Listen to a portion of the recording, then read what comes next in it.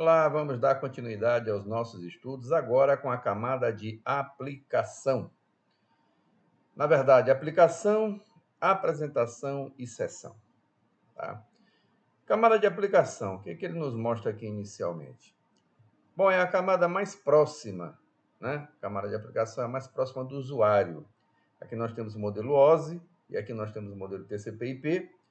E lembrando que a camada de aplicação do TCP/IP reúne as funcionalidades da camada de aplicação, apresentação e sessão do modelo OSI.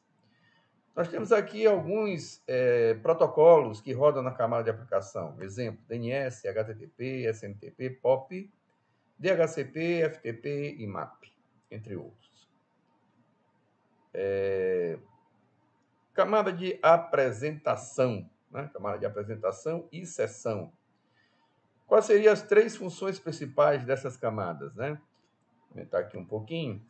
Ele fala em formatar ou apresentar dados do dispositivo de origem em um formato compatível, comprimir dados de uma maneira que possa ser descompactada pelo dispositivo de destino e criptografar dados para a transmissão e descriptografar ao recebimento.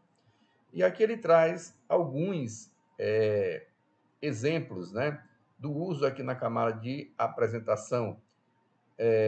Nós temos aí a extensão MKV, MPEG, MOV, GIF, JPEG e PNG. Tá? São alguns exemplos que ele coloca aqui. O que mais? Protocolos TCP/IP da camada de aplicação, né? Alguns exemplos, nós temos aqui o sistema de nomes, que seria justamente o DNS, resolução de nomes de domínio, vai usar a porta 53 da UDP, converte o nome de domínio, como, por exemplo, cisco.com, para o endereço IP. Né? A gente sabe que, na verdade, o DNS ele funciona como se fosse uma agenda. Né? Você não tem essa agenda do seu telefone? O que é agenda? Né? Nome e telefone, nome e telefone, nome e telefone. Pois é, o DNS, a ideia básica dele é também que eu tenho um nome e um número. Qual é esse número? Não é o número do telefone, é o número IP. Então, um domínio e um endereço IP relacionado a esse domínio. Configuração de hosts, né? Você pode fazer a configuração manual, colocar IP, máscara, default, DNS, né? Quando você vai estar configurando um determinado micro notebook, mas isso fica inviável à medida que a rede vai crescendo. Mesmo no ambiente doméstico, né? Mesmo no ambiente doméstico, o seu roteador ele provê um servidor DHCP. Tá? Então, nós temos aqui o BootP, que é um exemplo, ele está ficando em desuso e está sendo substituído pelo DHCP, que é um protocolo de configuração de host dinâmico. Né? O BootP usava o DP68, o servidor 67, o DHCP, o cliente 68 e o servidor 67. Muito bem. E-mail.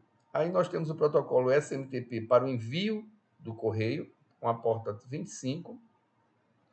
O POP3, que é para receber os e-mails no 110. E o IMAP também, que é para receber e-mails na porta 143. A diferença básica entre o POP3 e o IMAP é que o POP3, quando você consulta o seu servidor, as mensagens são baixadas para a sua máquina, né? E no IMAP, essas informações elas permanecem. Você consegue visualizar, mas elas permanecem no servidor.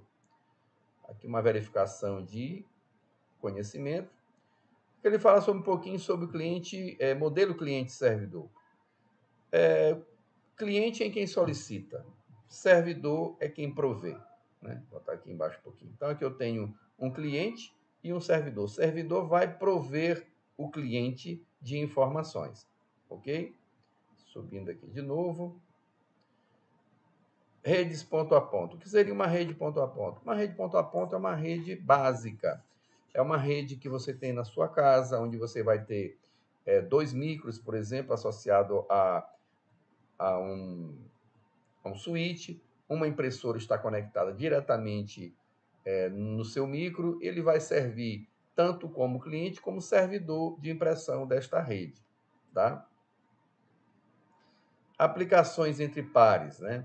Então, aplicações entre pares, o exemplo mais clássico que a gente tem hoje é justamente o uso das mensagens instantâneas. né? O Telegram, o WhatsApp, são exemplos de cliente e servidor, porque o seu celular ele é cliente e servidor, é cliente quando solicita e é servidor quando provê alguma informação. Temos também aplicações P2P, né? Onde eu tenho, por exemplo, aqui, procurando, essa máquina procura minha música.mp3. Então, ela pode varrer a rede e encontrar essa música em diversas máquinas, né? Em diversos equipamentos. Aqui vem uma pequena compreensão do texto. Vamos em frente. Aqui eu tenho protocolos e-mail e protocolos web, né? HTTP e HTML. Então, qual seria a primeira etapa para você fazer uma consulta numa determinada página, né? O que ele mostra aqui, ó? O navegador interpreta 3 partes da URL. Qual seriam essas 3? A URL está aqui, ó, http://www.cisco.com/index.html. Então, HTTP é o protocolo, tá? Cisco.com, né, www.cisco.com é o nome do servidor. E index.html é o nome do arquivo dentro desse servidor. No segundo momento, o navegador então verifica como servidor de nome de domínio para converter, ou seja, quando eu digito http://cisco.com, precisa de um DNS para trocar, né, para dizer, para encontrar, para fornecer qual é o IP da cisco.com, né?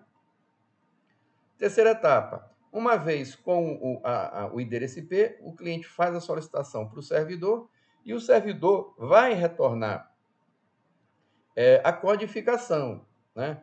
Ele não retorna a página propriamente dito. A página ela será montada no cliente a partir do browser, a partir do navegador, do Firefox, do Chrome, né? À medida que você recebe toda uma codificação, essa codificação vai ser mostrada de forma, digamos assim, elegante, né?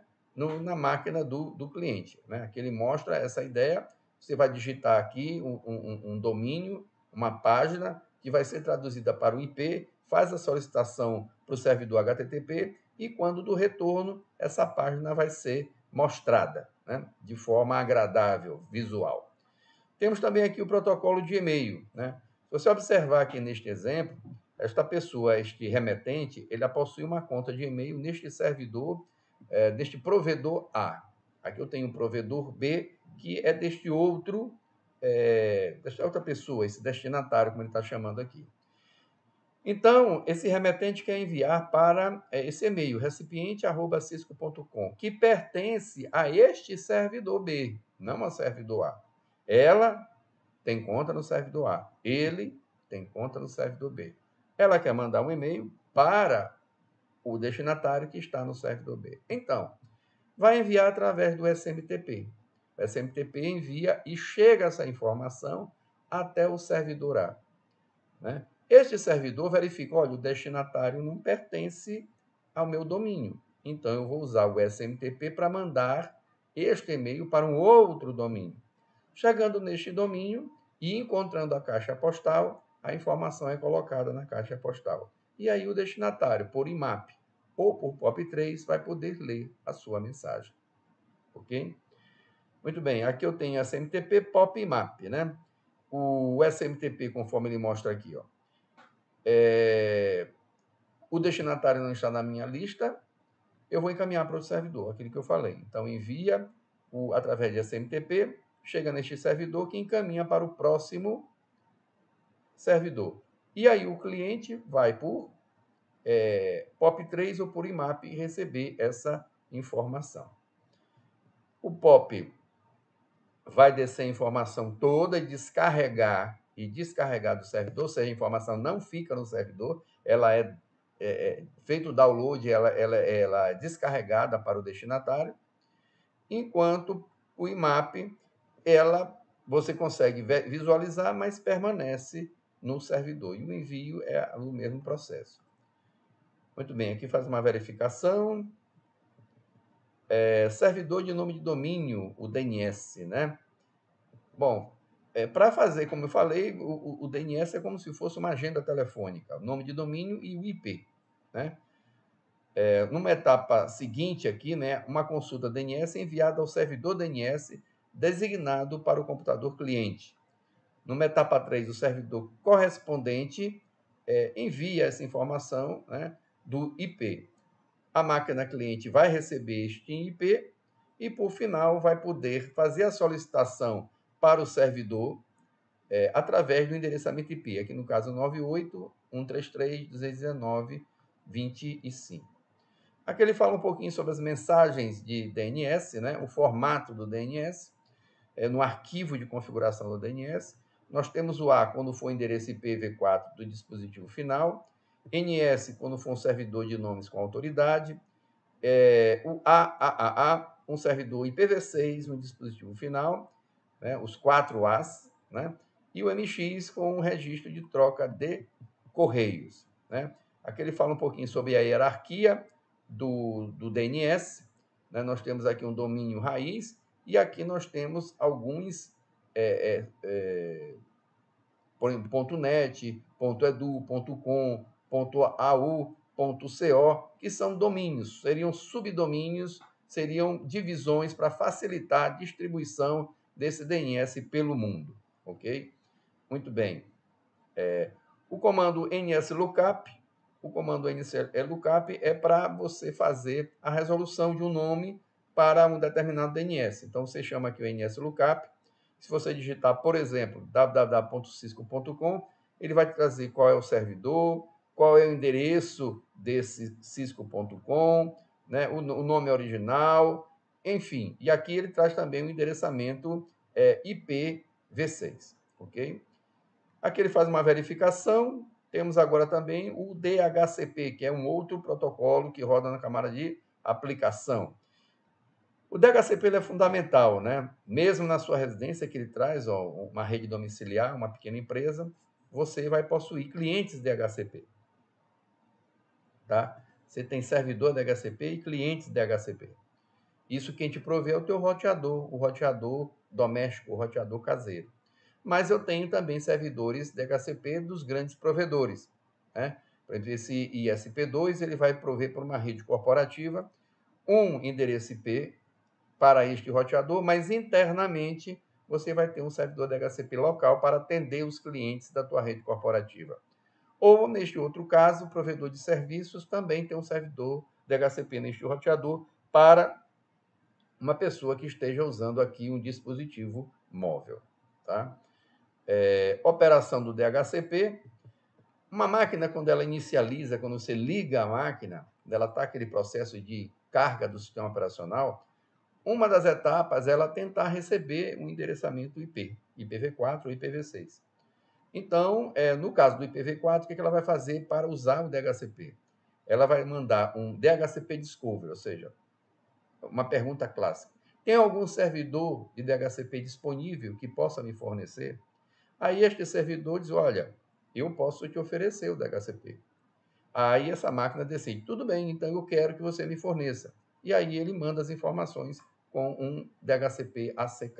E aí fecha o ciclo.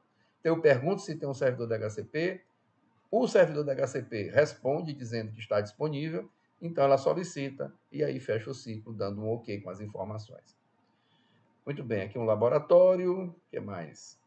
Serviço de compartilhamento de arquivos, nós temos aqui um exemplo, o protocolo FTP.